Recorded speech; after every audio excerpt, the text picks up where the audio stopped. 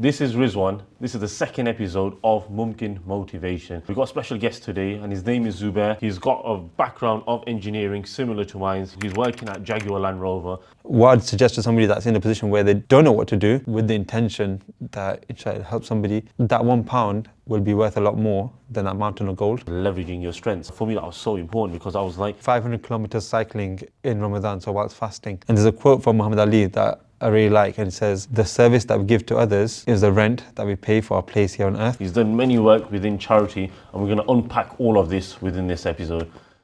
This is Rizwan. This is the second episode of Mumkin Motivation. We've got a special guest today, and his name is Zubair. He's got a background of engineering similar to mine. He's working at Jaguar Land Rover.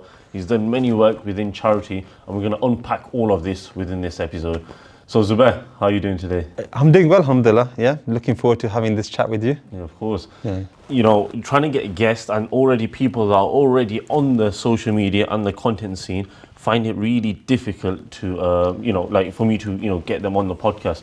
However, in your case, you were like, I'm going to jump in, I'm going to do it. And what was the thought process behind that? So I think firstly, it's you, really. So I think when we met a few months back, isn't it? I think it's the first time. And that was through an event that I was doing, supporting my wife. And you were there with your business next to us as well. And I think we got talking. What attracted me first to your stall was the Mumkin brand and the whole story behind it. And that was really interesting. And obviously supporting charities. And then I think talking to you, realized that obviously the engineering kind of common ground we had there as well. But kind of everything really about kind of what you stand for, your principles aligned to what also I stand for as well. So I think when we were having the chat and you said, I'm doing this podcast and would you like to come onto it? First I thought, what can I really share? What can I give? But I think then talking about it in terms of what your Mumkin motivation, and that's something that I'm quite keen on as well. So I thought, Bismillah, let's go for it. You know what, that's really good because I was speaking to the brand ambassador, so Dave, and when I was speaking to him, he said to me that the people that you get in as guests, right, on the podcast show, just make sure like it's, you can get influencers, which is good, right, because you might get more views and this and that, but getting people that have got impactful stories, I think that's super important. And I think especially with the business Mumkin, where we've got premium products and we're trying to give 20% of profits to charity, having a business model like that, you will attract people that are also wanting to do impactful work or are doing impactful work. And but just by having this business, I benefit from that a lot, I think. So let's take it back. So you're an engineer, right? What kind of engineer is it? So it's a bit of an interesting one because it's systems engineering, right?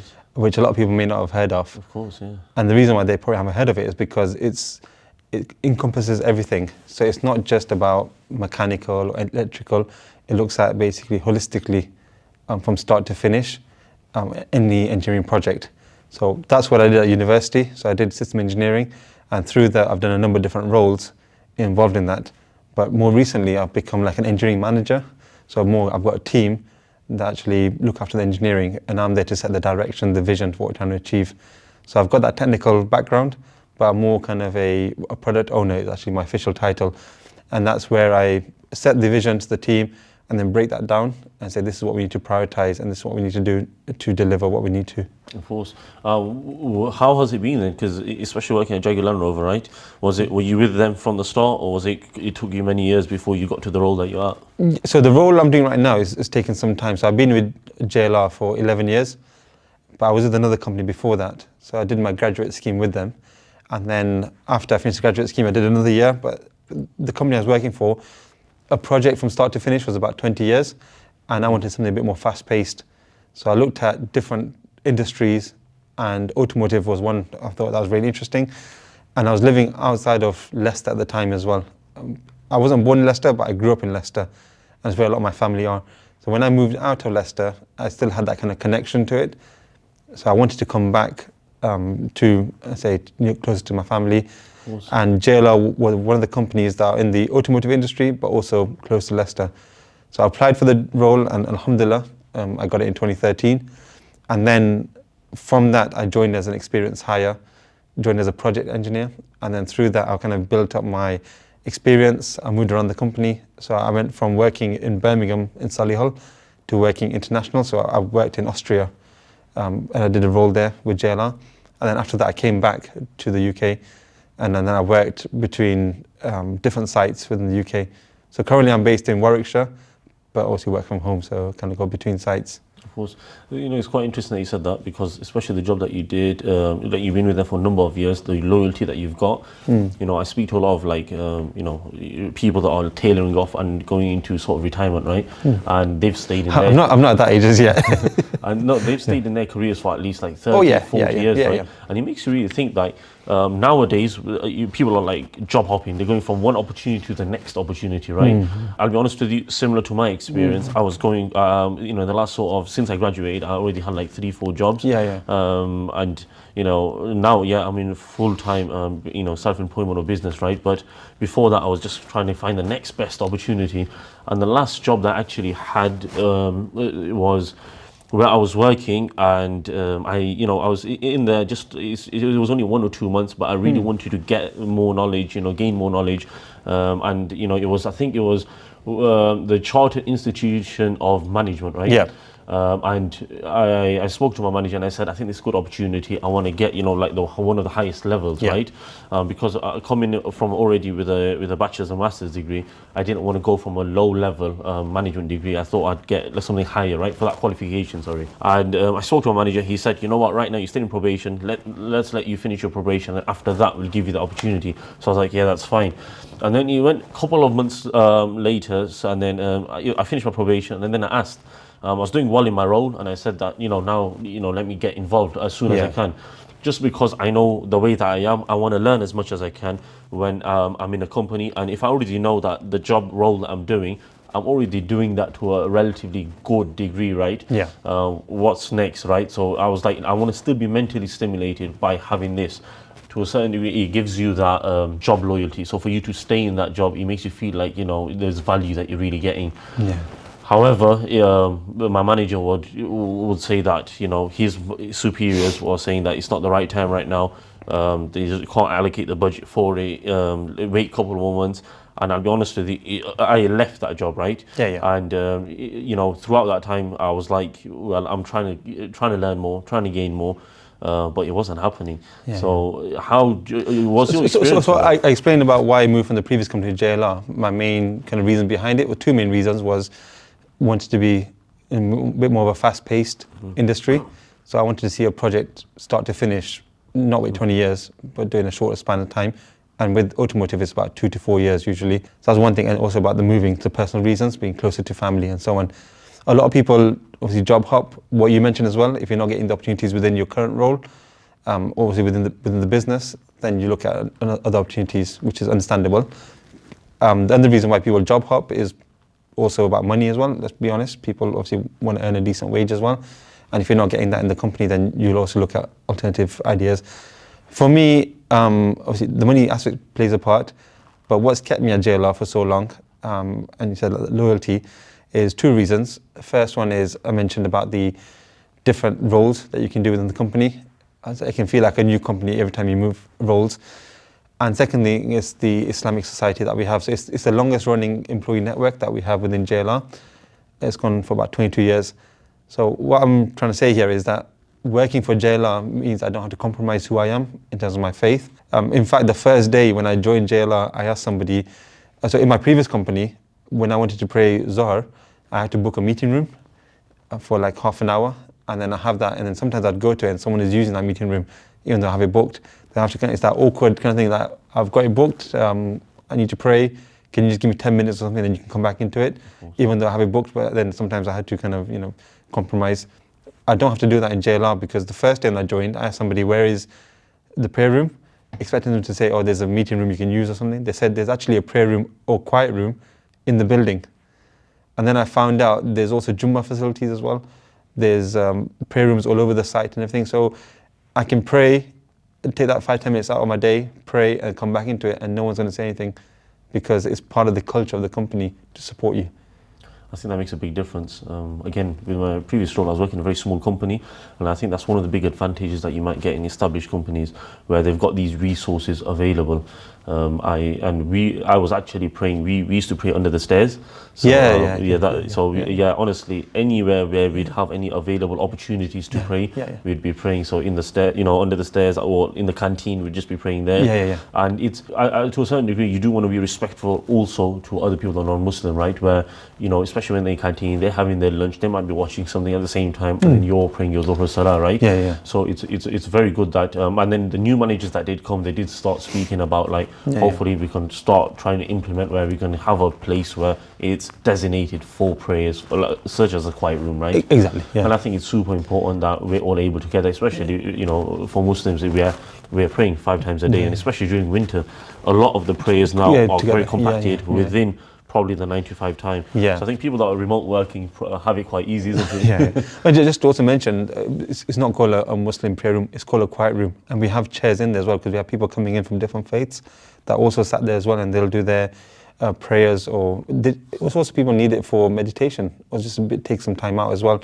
So it's a multi-purpose. It's all inclusive, isn't it? Yeah, all inclusive, yeah. So you've spoken a bit about the role. So again, it was engineering that you started from. Correct. What made you pursue the engineering? Great question. I think probably go back to when I was 7 years old. I think that kind of really sparked my interest. At that point, I had 2 main passions in life. First one was football, so supporting Liverpool. Greatest team in the world. And then I don't think people are going to be that happy with that. It's fine, but it's facts are facts. And then the second passion in my life, I had do you remember Scalextric's track? No, I don't. So these are, you kind of build a track, and then you have cars that go around, that whiz around it, Of course. So I used to have one of them, as most kids did at that age. And the one issue, I don't know if you had one, what issue did you face? With that track? Yeah. No, I don't know. Which one was it? The cars falling off, so they would come off the track. Of course, yes. So that used to happen to me, and then I used to wonder, why is it happening? So I started taking the cars apart, and you find out there's a piece of kind of a flint or some thread that's got stuck inside it from the carpet or wherever. So then I used to open it up, take it out, put it back together, and then again they whiz around. And that's an important skill in engineering, problem solving or kind of creative thinking. So that's kind of what sparked my interest first in terms of problem solving or getting to know how things work. And then through that, in school, I was kind of taking up subjects that were kind of aligned to that. And then I remember at one point I was in year 9, so in secondary school, and I hadn't thought about university at all before then. It wasn't something that anyone in my family had done. So I thought, okay, I'll just go and be working after education.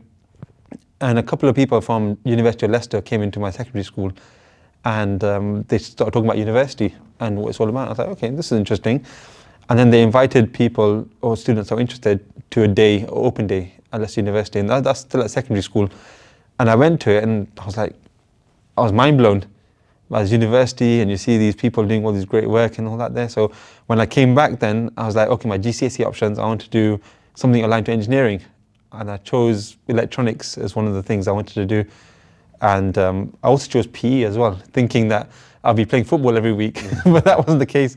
But it was definitely the electronic side of the thing, and then got into kind of the design technology and that. So taking that kind of initial in a younger age, to then taking that passion through to secondary school. And then when I was looking at college options, again, I went to the open day and asked the people, what do I need to do at college if I want to do then engineering at university? Because I was like, I want to go to university now. And they said, you need to do electronics, you have to do maths, and you do physics and all these other subjects. So that's kind of what I pursued then in terms of subjects at A-level. And then through that, then second year, I was looking at university options.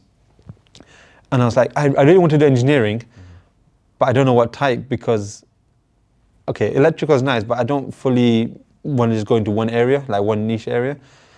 I want to see something. So then I came across systems engineering, and that was something that was quite new at the time. And as I mentioned before, it's holistic, covers all different parts of engineering. And there was only 2 universities that did that in the whole of the country at the time. There was Loughborough University and Sheffield. Yep. And I went to both of their open days, and I just went with Loughborough mainly because closer to home, so I could stay at home and save on the accommodation costs. But also I saw the links that they have into industry as well. And there's a lot of companies that were linked to Loughborough University, so there was more chance of me getting a job at the end of it. Because ideally that's what you want. You don't want to do a degree and then not do anything related to that degree.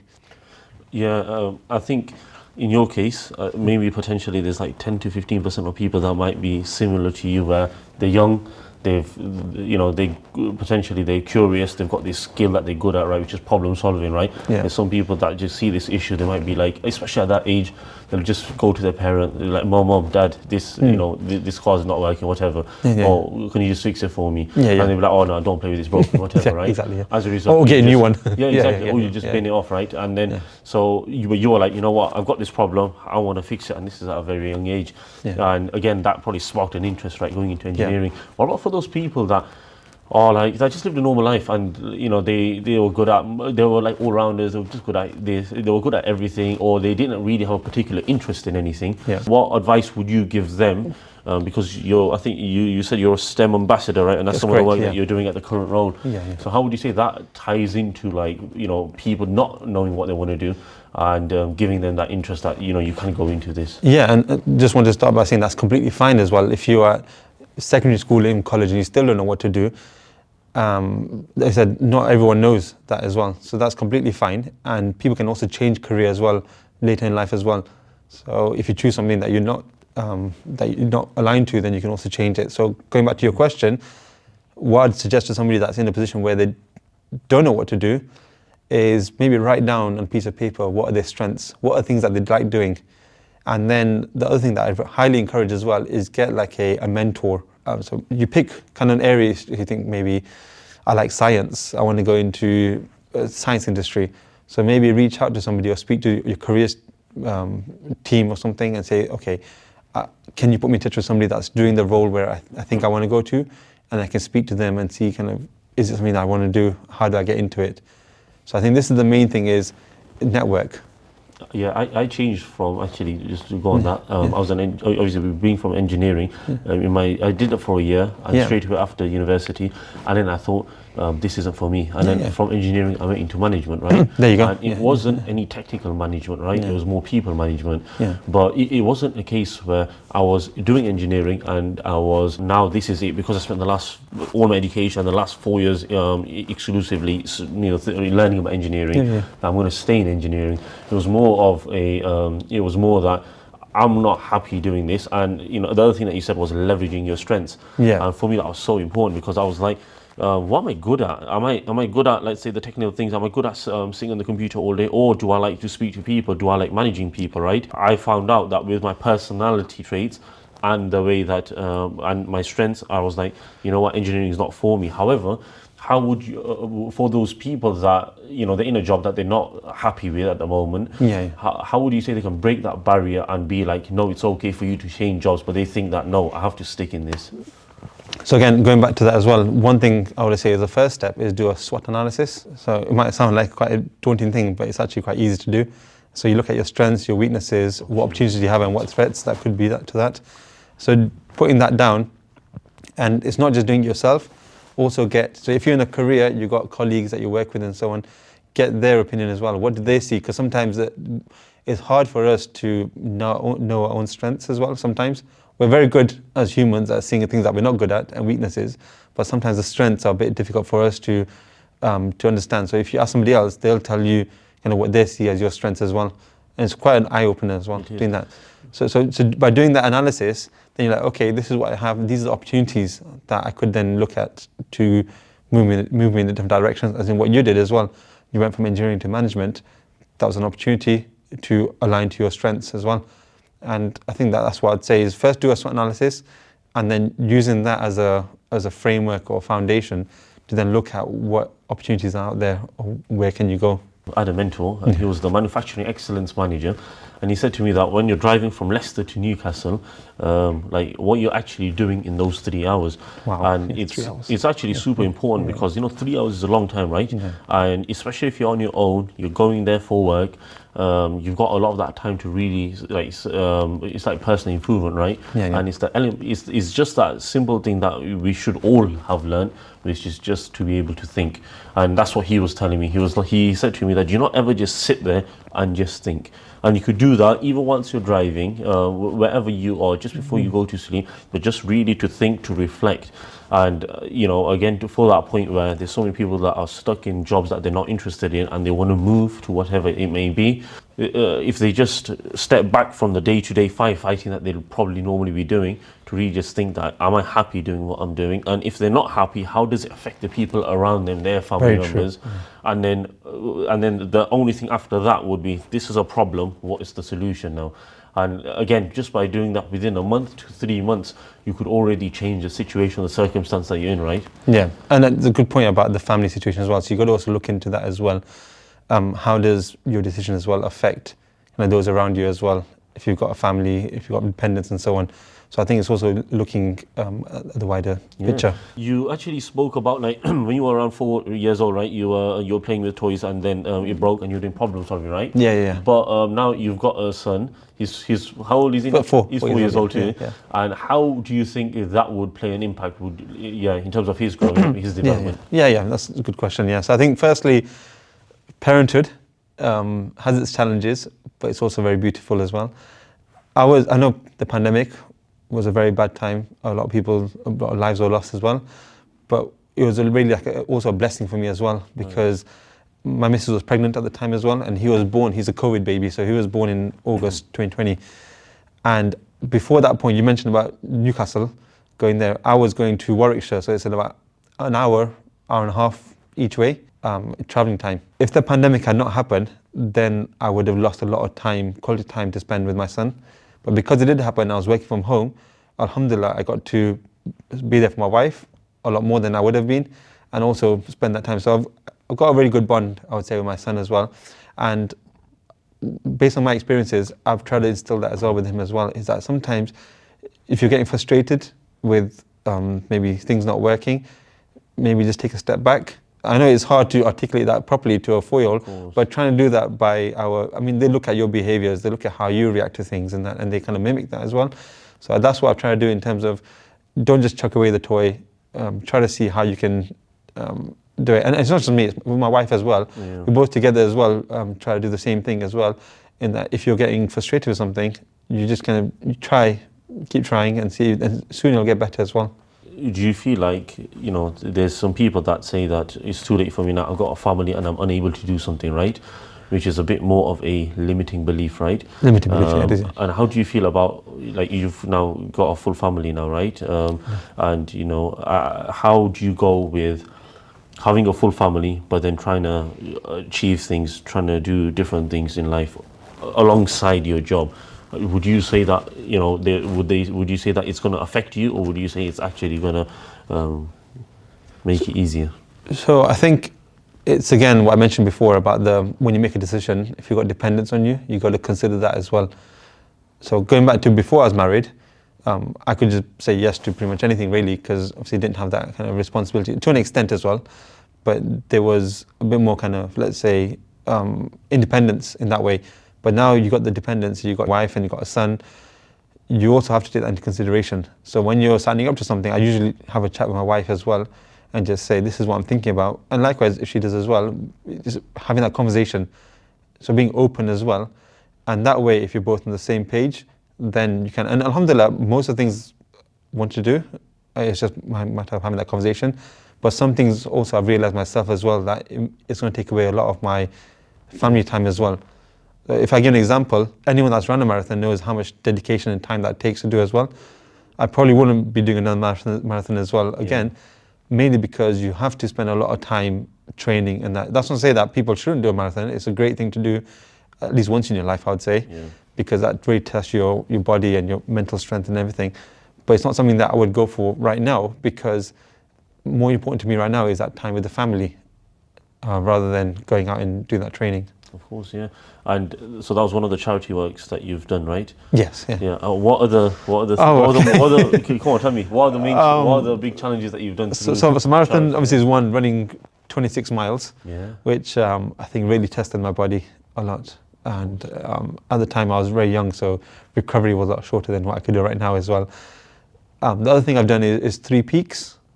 So I don't know if you've heard of the 3 Peaks Challenge. I've heard of it, So this is climbing the highest mountain in Scotland, England and Wales as well. All the challenge is to do it within 24 hours.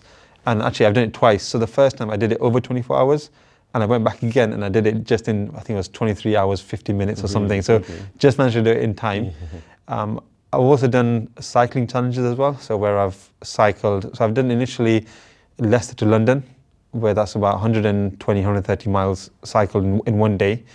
And then I've also done European cycling, so a multi-day cycling where we cycled from Amsterdam to Copenhagen. Right, yeah. And that was 430 miles across 5 days.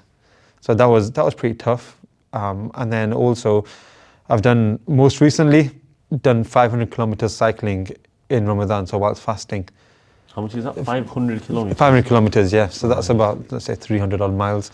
Yeah. But that's also while fasting as well, so no drinking or eating as well whilst doing So that. people have no excuses if they're not training or anything during, out of Ramadan, right? Yeah. No, it's exactly, yeah. And again, it's going back to the human body is an amazing thing. Of course. And I don't think a lot of us use it to its maximum potential.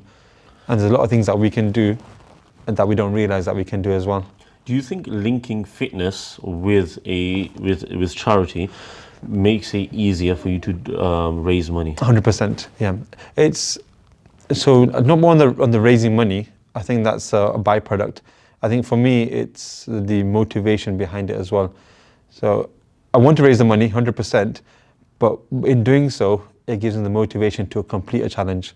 So I think commitment is what gets you started. So if you make a commitment to do something, like for example, if someone says, "Oh, I want to raise £1,000 for charity," that's the motivation behind it and the purpose to do it. And then afterwards is consistency as well. So making sure that you keep going to get you over the finish line as well. But whilst doing that training, I think about, okay, why am I doing this? What's the purpose? And if you're doing it for a charity, then it's like, okay, I'm doing this because it's going to raise X amount of money to then help these people or help this cause. And I think that's a big thing for me. And it's been since I was young. So I talked about engineering. Also, from a young age, I've always been surrounded by an environment where raising money or giving back has been an important thing. As Muslims, we have to give back zakat, that's obligatory. But then also there's things that we do, sadaqah, that's voluntary as well. And just going back to when I was young, so there's a charity called Rahma Mercy that operate mainly in the Balkans. And that's about reviving Islam in countries like Kosovo and Albania. And my dad's been involved in that charity pretty much since it started. And through that, as kids, we used to go and help out with fundraising. And so I kind of got involved in that and I've seen what we're doing. And then I actually went out to Albania and I've seen firsthand what it's like out there, the situation, the conditions that people are living in. And that really hits you because then I was born in Kenya and I've seen poverty there. But what you see in Europe or in Albania, you wouldn't expect to see in what you assume to be like Europeans are kind of all okay. But you see like 3 generations of family living in a one small house, 2 rooms. It really kind of breaks your heart. It brings things into perspective, isn't it? Yeah, perspective makes you realize kind of the privileges that you have as well, back here as well. So it makes you appreciate things and allow you to be grateful for the things that you've got, for the blessings that we've got. Yeah. And I think that's what drives me and motivates me, which is, there's so many people in other parts of the world where they don't have the resources that we've got or the opportunities that we've got. So if we've got all the opportunities and are we just going to think more about ourselves, just me or potentially just my family, or are we going to think more macro where we're going to think about the world, right? Exactly. I think that's something that you spoke about and touched on. Well, this is the thing. It's for me, we have a bigger purpose. So everyone has a purpose in life and it's bigger than what we do on a day-to-day basis. There's something that we're here in this world for. And there's a quote from Muhammad Ali that I really like, and it says, "The service that we give to others is the rent that we pay for our place here on earth." And that really resonates with me because it's saying, okay, why am I here? What's my reason for being in this world? Why has Allah brought me into this world? It's not to, obviously, you're doing your job and so on, but that's not your main thing is how you're going to help others.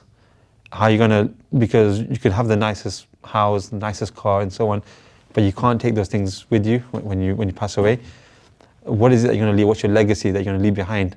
And things such as building a well or sponsoring an orphan, those are things that are going to last or they're going to last you beyond your life, and your sadaqah jariyah, so things that will benefit you after you pass away. And for me, that's the big thing, is how you're going to help others, and things that you're going to do knowingly and unknowingly as well.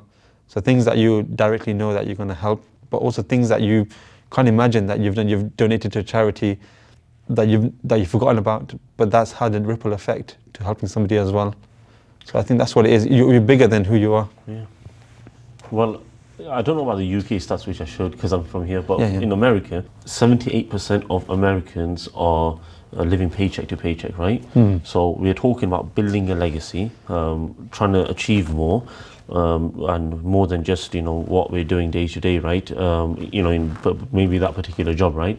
How do we then go about, having that mindset? Would you say, would it be like, you've gone to do charity, right, in another country, you've seen that, right? And again, that's touched you.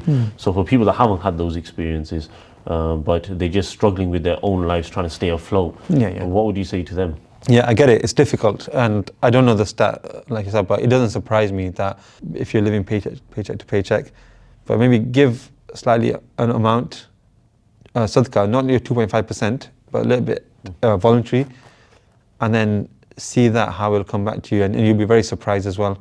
And then if you have the means to as well, go out to countries. So instead of going on holiday, or you can combine it as well. So instead of going, like, say, for example, Turkey or Dubai or something, maybe go somewhere like Albania, which is not far away, or go to another kind of in Africa and see what's happening there. Go with a charity as well and see that. Open your mind up, I would say. One thing that I was struggling with the business Mumkin was I raised approximately £2,500 in the last since Ramadan, right? So it's been at least 6 months, and a part of me which I sure not thought that was I haven't raised enough, or it's not much I haven't raised much, or there hasn't been much impact. But then I was speaking to the charities that I was with, Global Relief Trust, and one of the brothers there said to me that honestly the amount of that I raised £1,460 for bread distribution in Gaza, and he said to me the amount of bread that you've distributed there for the amount of families that would be able to eat there, he says, like, you won't even be able to understand it. And that's what I mean by unknowingly. You've benefited so many people without even knowing it. So Exactly. that, So again, regarding what you said, even if you can give a little bit, that's really good. But for some other people that have got, and even if you can tie in your wages with giving a portion of that to sadaqah. So something that I do again is giving 20% profits to charity, right? So again, if you want to give 1%, 2%, 5%, whatever it may be, you've got till the end of the month, and you're going to give and donate that money, right? And again, tell your friends about it, tell your family about it, right? And it's not like you're trying to brag or anything like that. It's more of a case where hopefully you're inspiring and motivating them to do the same thing. And I was about to mention something else as well that I do as well. There's so those are like kind of corporate jobs. I think it can apply to anybody, but you can give money to charity, but that's with tax relief. So there's a certain amount I give as well, and it comes out of your pre-tax salary, so it's before you're taxed, and that's a bit of tax relief as well. So you're still giving the same amount, but you're doing it before then your tax takes away as well. And again, I think there's a certain benefit to that as well in terms of how much you can save as well. So like maybe if you £20 after tax, but you can give £16 before tax as well, and that would be equivalent to that £20. I don't know if that makes sense or not. you know what? I'd love to see actually the statistics behind that, which is the amount of people that are actually in that program and the people that are not. Because look at the impact that if everyone was on there could make if they were doing the same thing. So there's that. And also one thing that came to mind that I didn't mention before about is intention. And that's a big thing as well. And I mean, someone can give like a mountain of gold to charity, but just doing it just for the sake, like just showing it that I've given, and then want to put it on social media, want to get the news headlines and everything, but the intention is not there for the reason to help. It's just mainly just to show that I've got the money. Whereas somebody that gives £1 with the intention that it should help somebody, that £1 will be worth a lot more than that mountain of gold. So I think that's another thing as well, is that when you're giving something as well, do it with the right intention for why you're giving it as well. Yeah, so again, it doesn't really matter about the quantity, right? Correct, yeah. Because, depending on how much you've got, right, you might, let's say, for example, you've only got like £10, right, left over that you're giving, but it's more about the intention that you're giving with, right? Correct, yeah. Yeah, and there's so many people that, if they give, let's say, that £1, compared to someone that's given so much more, they've struggled to give that £1, whereas the other person, they can easily give that away, that £100, 200, £300, but they've given it away because they might be bragging or they might be trying to show other people. So again, get the intentions right. Do it for the sole reason that you want to help other people that don't have the resources that you've got, and the blessings that will come your way. That's a very good point actually made there as well. Yeah, that struggle to give that £1 or £2 when you're living paycheck to paycheck. Yeah, you can just imagine that person to give it. You have to have that kind of that willpower and that. Yeah, you're right. Yes, of course. Yeah, again, charity is super important, and we all need to try to do as much as we can for it. Of course, there's zakat that we're giving, right? But even throughout the entire year, give as much as you can. Tie it in, fitness, activities, things like that. There's so many people that are going to the gym, but they might not be doing cardio. And again, this would be the best way to complement your weight training by doing cardio with tying it in with maybe a charity activity. So again, if anyone's doing that, drop that down below in the comments here. So that's the reason why, again, the 500 kilometers cycling whilst fasting, usually in Ramadan, people kind of drop in terms of the fitness and so on, which is understandable because you need to reserve your energy. But I want to continue doing that fitness as well. So by doing that and then also raising the money for charity as well, keeps me going. And I think that's another important thing to say as well, is that we spend a lot of money on things such as mentioned, cars again, or things that we buy. But how much time do we spend to look after ourselves? Of course. Yeah, because our body is what's going to stay with us from when we're born to when we die. So say your body is an amana from Allah, and we have to make sure that we look after it. There's something recent that I watched, which was there's many people within families that there's one person who's starting a business, and he's got an idea, right, or any decision, and he speaks to his significant other, right? It could be the wife, it could be the husband, and one thing that stops people from doing that business is their significant other putting them down, right? Or they might not give any input at all, so they don't get that support. And they don't get any thoughts that they can bounce back with each other, or they actually get, which is even worse than that, which is they get negatively pushed back, like, oh, you say that I want to start this business, and someone says that, oh, you can't do it because we've got kids or we've got a family, you're working the job, we don't even have enough time at the moment, it's going to affect us. Could be for any selfish reason or for any reason, right? Or it might be a limiting belief that they can't do it, so they don't want you to do it also, right? But then on the other side, it's that positive reinforcement where they're like, oh yeah, go for it, try your best, go for it, right? Or they're actually, even better than that, they're actually supporting you in that. I met you at the event, which was at Platinum Suite, which was 6 months ago. It's the first time I met you, and you had a store right next to us. You were basically supporting your wife for the business, which is Wick and Wonder, and the business is all about having premium handmade home fragrances. Is that correct? That's right. Yeah, you've done your research. That's good. Yeah, no, but that's basically what it is. My wife makes homemade wax melts and oud cones. So where it all started was my wife was into, or still is into this. So she used to buy from other companies, and she saw a gap where the scents that she really wanted were not available, and also the packaging was a bit. So the actual products were a bit bland as well, all kind of same color, kind of white and so on. So when she came to me with the idea, the questions that you mentioned about can we do it, because obviously we've got a family and so on, both of us have got jobs as well, can we actually do it in terms of time and so on? Those are valid questions to ask, and that's what we did discuss as well. I think the main thing is that I've had a previous business as well alongside my full-time role, and my wife supported me in that. I've also done stuff like football coaching, obviously training for different kind of charity challenges. So my wife has always supported me for that. So that's not the only reason why then I said yes to my wife to let's do the business. We also looked, that's part of it as well, in terms of supporting each other. But then also we looked into, is it something that has legs to it? Because, all right, fine, there's no scent that you can find in the market, so that's great. But then how much would it be as a business? Because are you just going to make 1 cent and that's it? So then we looked at options as well, things that how we can expand it as well. And then we also thought, even if it doesn't work out, we get a bit of experience as well about, mainly my wife can get that experience of the skills, because in your role, you won't be thinking as a CEO in your job. Whereas if you've got your own business, you start thinking about things in terms of like the profit loss, the marketing, dealing with suppliers and so on. So at the very least, what's the worst that can happen is that it doesn't work out, but you've got those skills that you've kind of gained that you wouldn't have before. So I said, Bismillah, and we went with it. And initially my wife created a sample and we gave it out to family and friends. So just get some kind of feedback as well. And alhamdulillah, the feedback was overwhelmingly positive. And then that gave the kind of the drive then to, let's then kind of scale it up as well. And my role in it has been really to support my wife. I have no talent to create these products. That's my wife's talent. Where I've come to, and I talk about strengths, where I have is maybe that experience I have as running a business before. Obviously the finance side of things as well. So I've got a bit of an idea in terms of, okay, how much profit do you want to make out of this? How much is, and then we look at research as well. How much of the products being sold for similar products as well.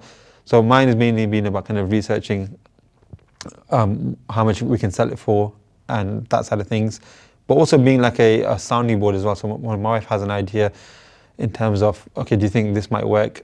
Obviously, I'm not the target market for it. These are kind of home fragrances that I've not really kind of bought before. So there's many people that have bought it before, but then I can give an idea from a third perspective or fresh eyes as well. So I think that's what I'm coming to, is mainly we've been trying to work as a team as well. So supporting each other, and then also being honest as well. So not just saying yes, that will go for it. There might be things where we say, okay, I don't think that's going to work, and then just being honest about it, and then seeing the other perspective as well. And what would you say is a strategy to getting an idea, and then let's say not dismaying it, but saying no to it? Would if it's not the right idea, it's not viable. So would you? How does that process take place then? So I think firstly, as I said, it's not just saying no straight away. Understanding kind of what's the idea, and then seeing where you can constructively feedback. Okay, saying that, okay, I don't think it's going to work, but this is something that we could do as well instead, or these are alternatives. Look at alternative options, and if the alternatives are that, there's nothing else that you can do, then you say, okay, let's not go down that route. And we've had things as well that have happened. There's some products that have not made it to the market because we've tested it. We've also given out to people as well and had their feedback.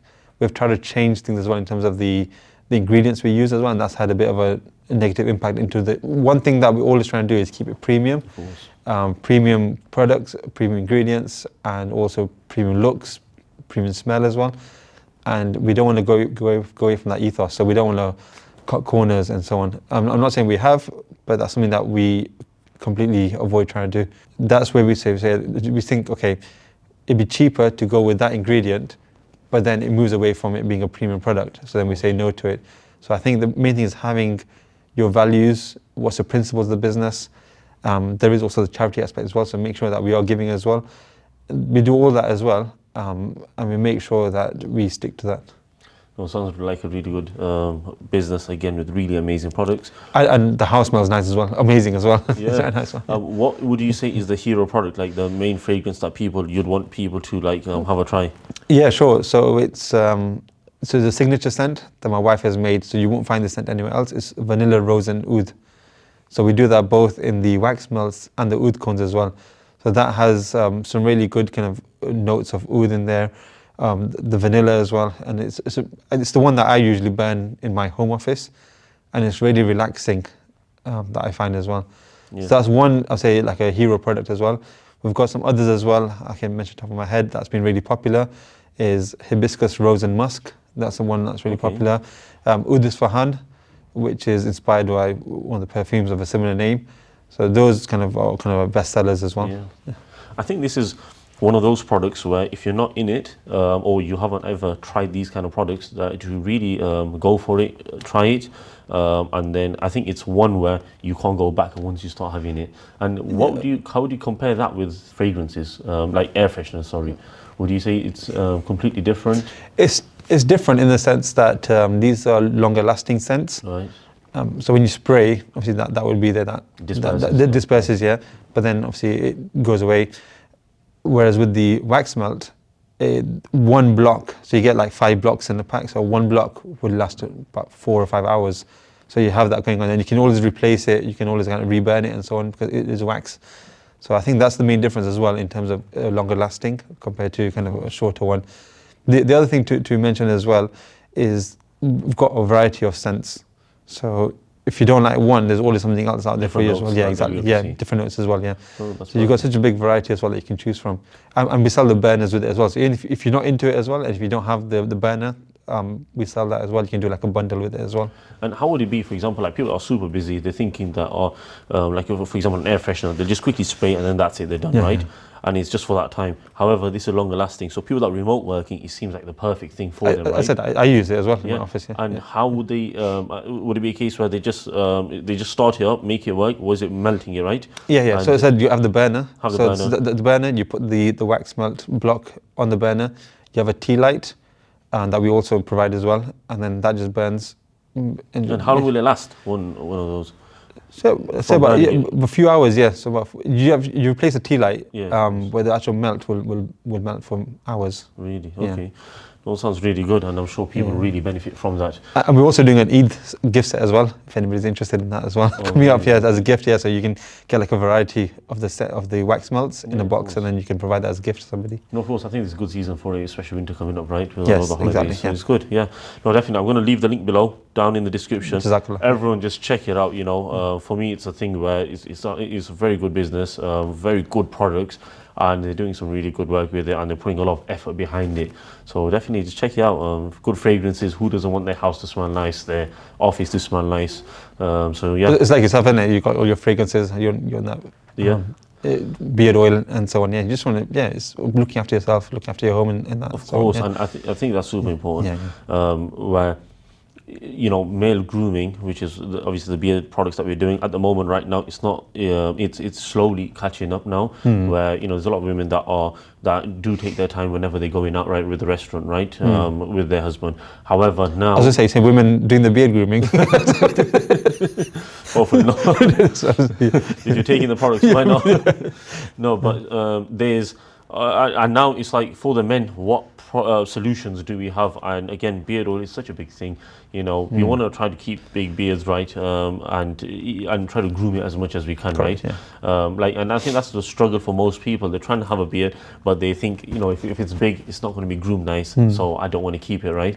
So this puts them off. So again, anyone that has a small beard, they want to try to grow it out, again, try our products. We've got beard growth oils, and we've also got our normal beard grooming kits. Regarding your social media, you've got, it's called Mr. Motivation, yes, right? Yeah. And what's the thinking behind that? So my name is Zubair Moti, so that's with the motivation. So I put the motivation is what I say. So that's behind it. A bit selfishly, that was mainly for me, really, because although alhamdulillah, I've got kind of motivation, I do things and so on, but a lot of times you can sometimes question yourself as well. Why am I doing something?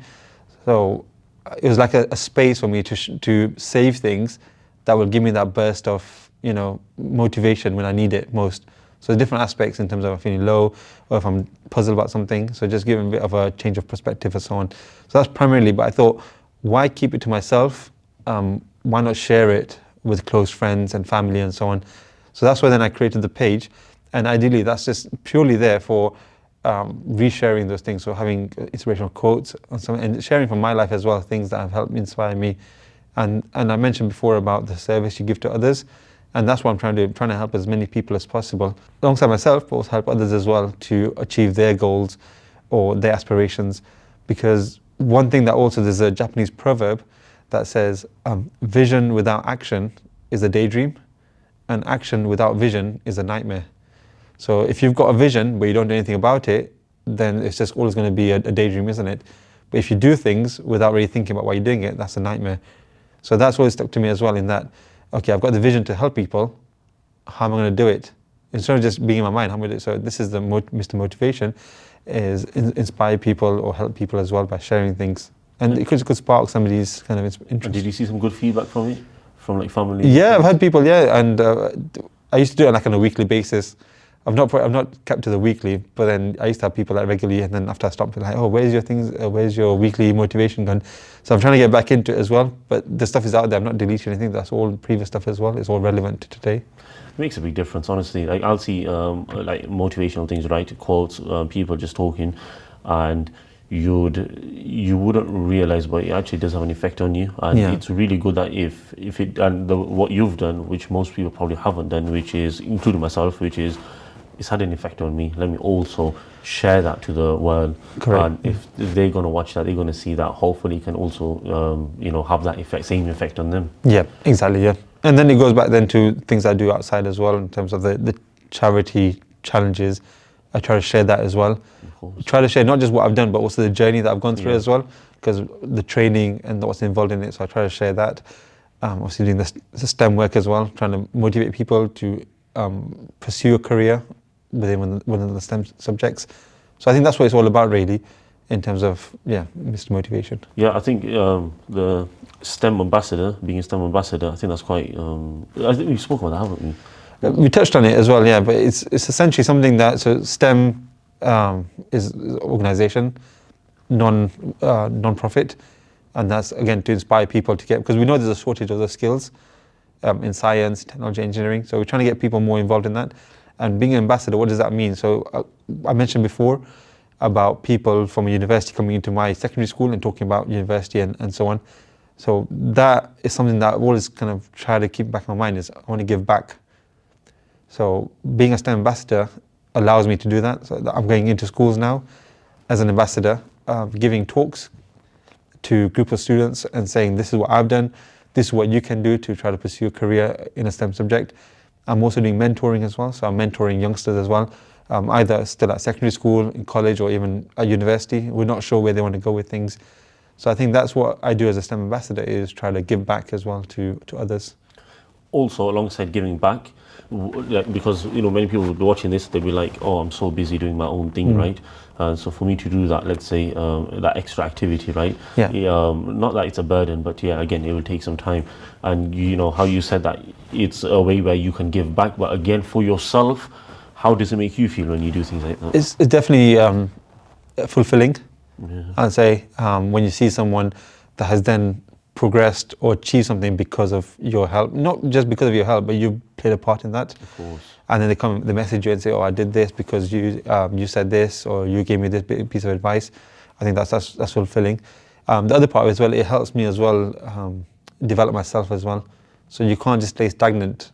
So I think doing the advising, the coaching and so on, that also helps me develop as well as a person, because some things work, some things don't as well. So I think this is where it helps me, because I'm starting to sound old, but I've got to a stage in my career where I need to start looking at the next generation, because I was the next generation not so long ago, but now I'm the current generation, and we've got to look at who's coming through next, because I'll retire, we're going to see who are the next leaders, who's coming through next, and just to make sure that they can learn from you so they don't make the same mistakes that probably you have. Of course.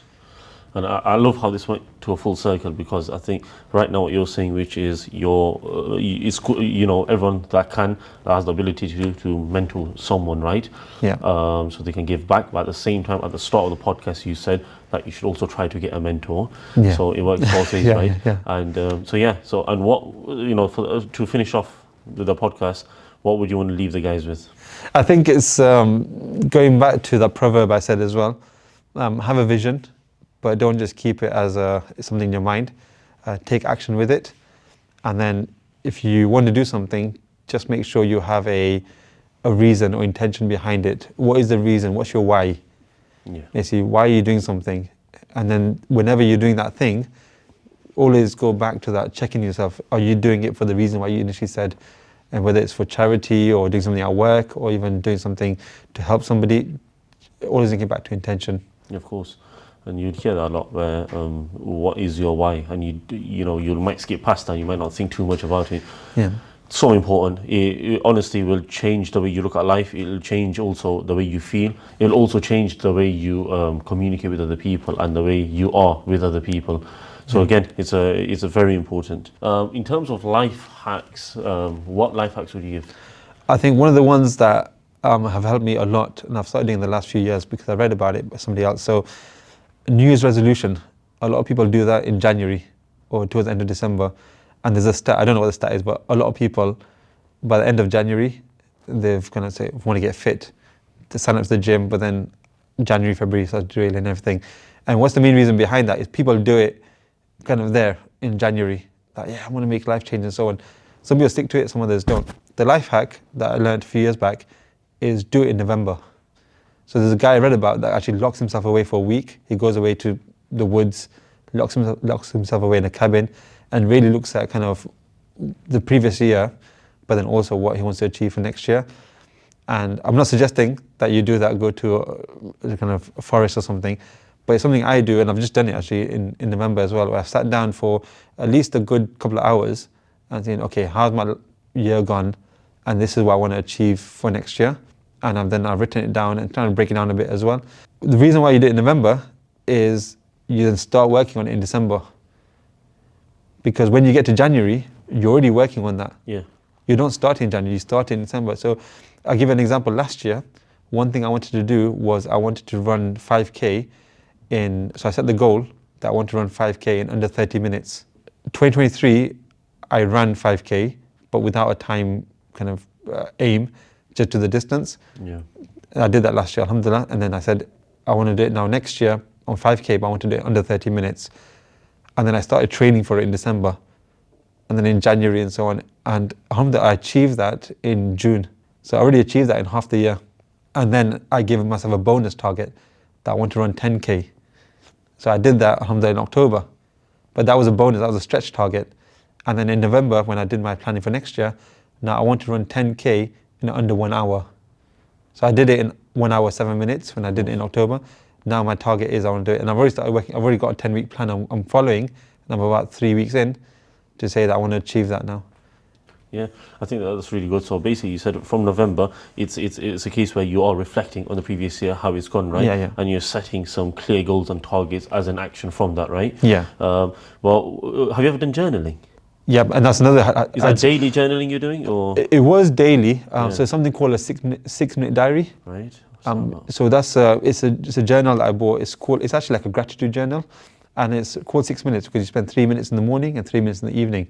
So 3 minutes in the morning, writing 3 things that you're grateful for, and then you do like an affirmation, and then the 3 minutes at the end of the day, you kind of reflect on things that went well as well, things that could have been better during the day as well.